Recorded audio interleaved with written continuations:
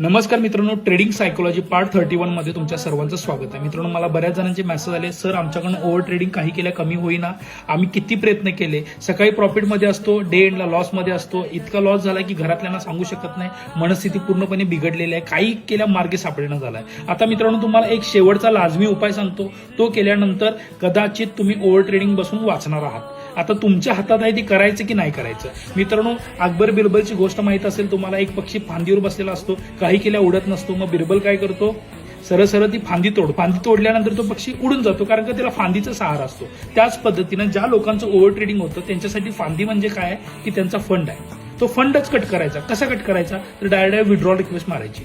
Account तुमचा profit झाला की तुम्ही सरळ सरळ विड्रॉ रिक्वेस्ट टाकायची, अकाउंटचा सगळा फंड काढून टाकायचा.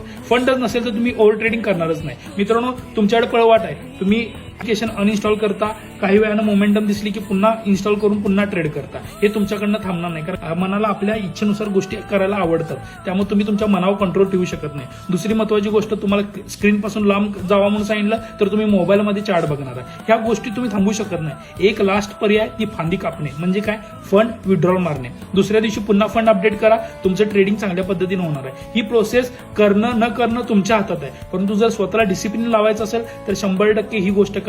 आणि लॉस करत असाल तर पहिला फॅमिलीकडे बघा.